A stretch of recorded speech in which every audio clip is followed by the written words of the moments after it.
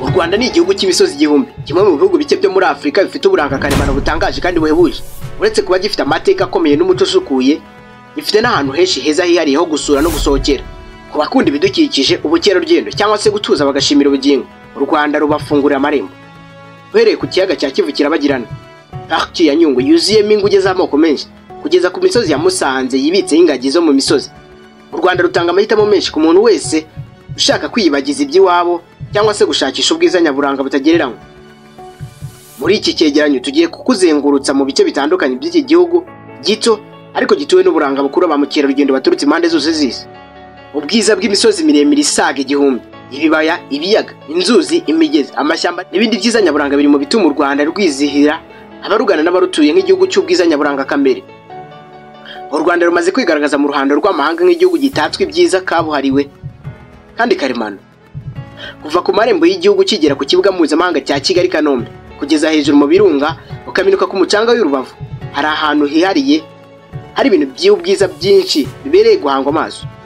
Abanyarwanda ubwabo n'abagendera u Rwanda hari ahantu heza nyaburanga barota gusura bashaka gucengerwa n'ishingiro ry'ibyiza bituma urwa Gasabo rukomeza kuba imarirwa kurusha.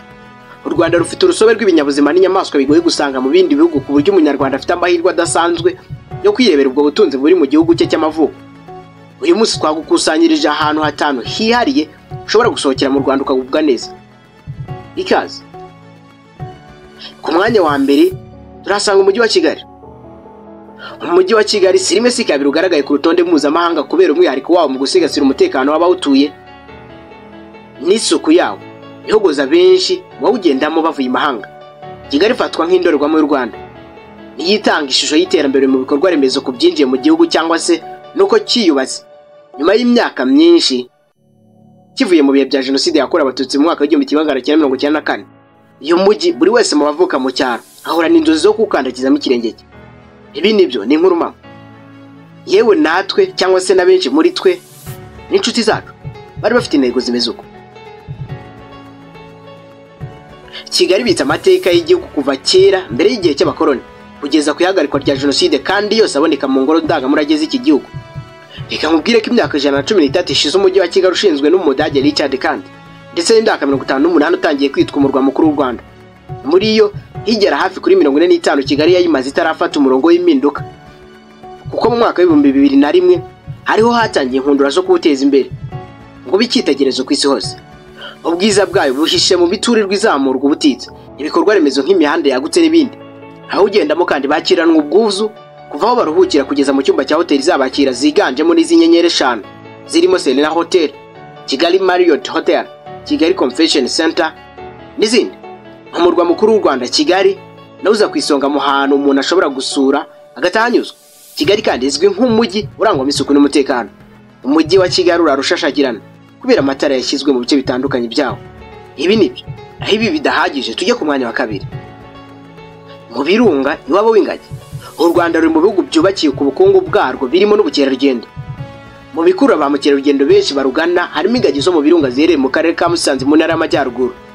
Ingagi zirubashywe cyane, ni inyamaswa z'agaciro mu buzima bwa buri munyarwanda kuko biri mu byinjiza amadevize menshi, biri mu nyamaswa zisigaye hake ku isi. Ibi nibyo, ibi birunga by'u Rwanda biri mu misozi miremire itatse uturere twa Musanze na Rubavu. Bihana imbibi n'ibirunga birimo ibyazimye byo muri Kongo nka Mikeno, Bisoke, yewe na Nyiragongo iheruka kujuka ejo bundi. Nagira nkubwire kandi ko uvuye i Musanze ushobora kunaga akajisho ku biyaga by'Imanga bya Burera na Ruhondo. Ni ibiyaga bihuje amateka n'inkomoko kuko byombi byavutse kubera ibirunga. Ibi nibyo ni inkuru mama, yewe nabivuze ni waba wibeshye. Mu nkengero zabyo hari amafi adasanzwe y'umuyaga n'ubuherere biturukamo. Iyo uhagaze ku nkinge zabyo bawitegerera uruherekane rw'ibirunga bya Muhabura, Bisoke na Gahinga. Aka gace kandi abagasura barazirikanywe cyane kuko hubatswe hoteli ziri ku rwego rwakira abanyacyubahiro bakomeye cyane. Muri iki gihe u Rwanda rwanagabanyije ibiciro byo gusura ingagi bigezwa ku kigero cya 86%, bigera ku madolari 200, aya nasaga ibihumbi 200 by'amanyarwanda ku banyarwanda, ubwo ni 67 ku banyamahanga batuye mu Rwanda. Ubwo urumva byahise biba amadolari 500 cyangwa se asaga 500 by'amanyarwanda ku banyamahanga batuye mu gihugu cy'u Rwanda.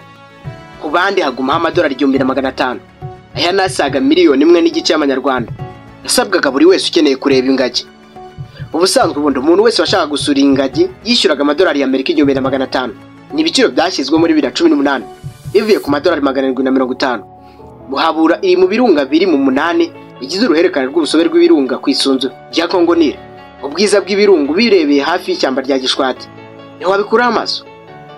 Ubu abakerarugendo mu byo bashima harimo no gusura ingagi zo mu birunga ziri mu nyamaswa zisigaye ahantu hakeya kwisi. Ibi niko bimeze. Naho ibi bidahagije, reka nkubwira ahantu ha gatatu. Ikiraro kiri mu bushorishori bwa Pariki ya Nyungwe.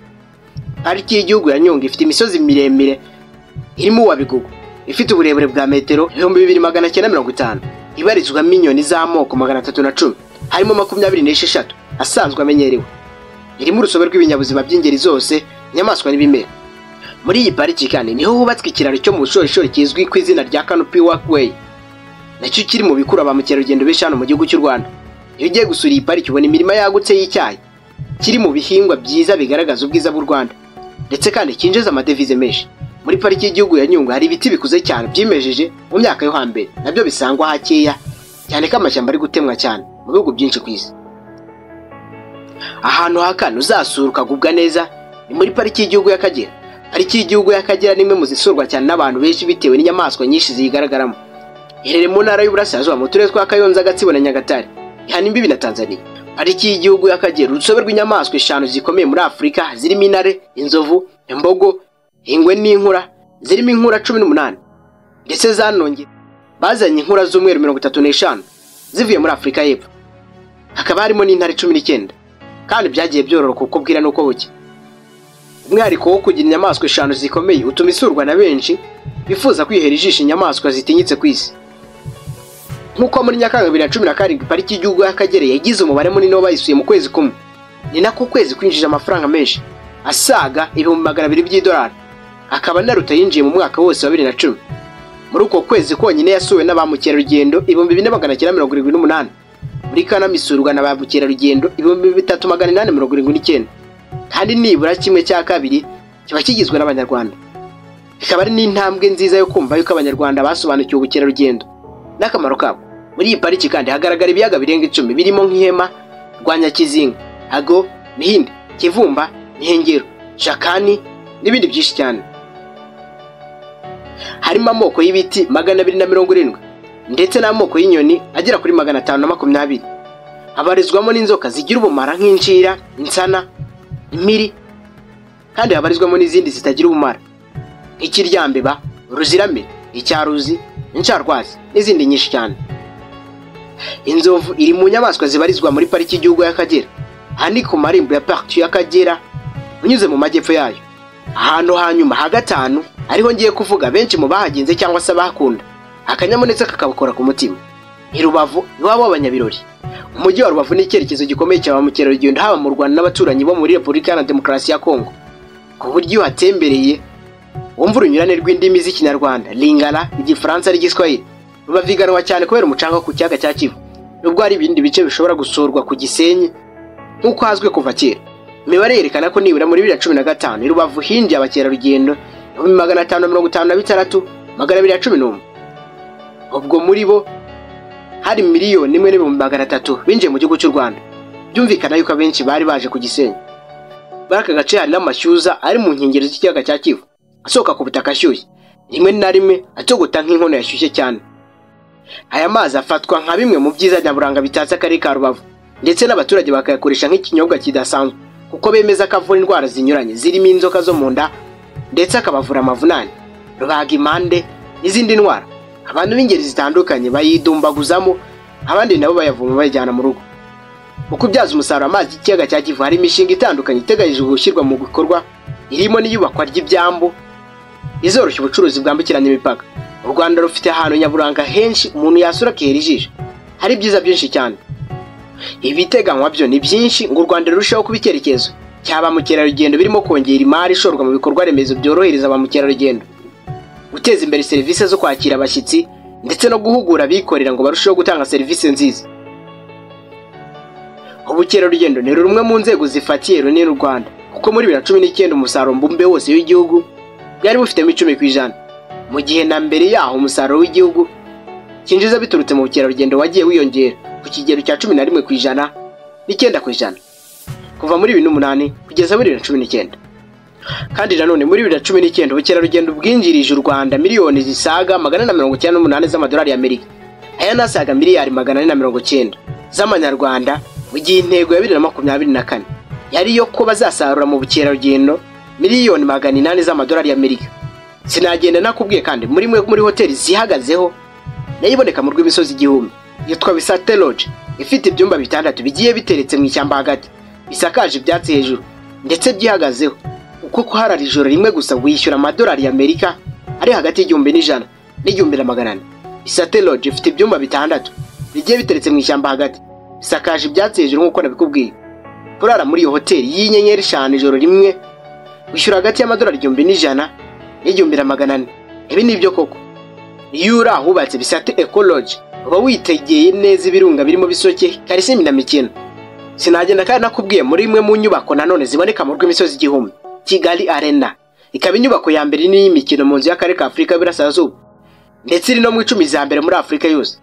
Yubatswe mu buryo bumeze neza kimwe na Dakar Arena iherereye mu mujyi mushya uri kubakwa muri Senegal, Diamniadio, nayo yubatswe na Suma, sosiyete y'Abanya-Turkiya yarakoze imirimo ya nyuma muri Kigali Convention Center. U Rwanda ni igihugu gito ku buso ariko kinini ku bukungu karemano, umuco n'ubwiza nyaburanga. Ahantu hose uhagaze wasanga ikintu kihari, amahumbezi nk'amazi y'Ikivu, ibicu bimanukira ku misozi ya Musanze n'amashyamba ya Nyungwe arimo ubuzima budasanzwe. Uretse kandi kuba ibi bice bitangaje bigira uruhare mu bukungu bw'igihugu, binatuma abanyarwanda ubwabo bakunda igihugu cyabo kurushaho. Gusura u Rwanda no gufungura amaso ku byiza byinshi bitatse, ariko nanone cyane ugatangazwa n'uburyo byose bishobora kuboneka mu gihugu kimwe. Iyi abenshi bayifata nka paradizo. Reka twige gusura iby'iwacu, tubikundishe n'abandi, kandi tubibungabunge kugira ngo n'abazadukomokaho bazabona icyo bita u Rwanda rudasanzwe. Reka mbashimire mwese rero tubanye muri video. Ntibagirwe gukanda subscribe ndetse no kugera kugira ngo tujye tubana gatanu ku kandi. Yarukira muri comment ubaze ikibazo, igitekerezo cyangwa inyunganizi. Mwibutsa kandi ko nyirizina ari ngiye umunyamugu udasanzwe uvoma ku isoko y'amateka ngasugongera ku muco ndintore idacogora umuhamya w'ibintu n'imigambi. Rinyira amatwi uva byose nyine yasanga usindi nkubita ushandinga gitanyeganyega ndumugano w'amagambo ndirimbo y'isoko n'amasunzu. Dominyangiso nk'inyange, dominyamutima w'ingabo za Kirimo, intore itarambirwa, indagamiro bitarundoka ndisoko itagabanuka. Ndavuga nkavuga kuri ngende Plava, ni Plava TV. Dore muri video itaha.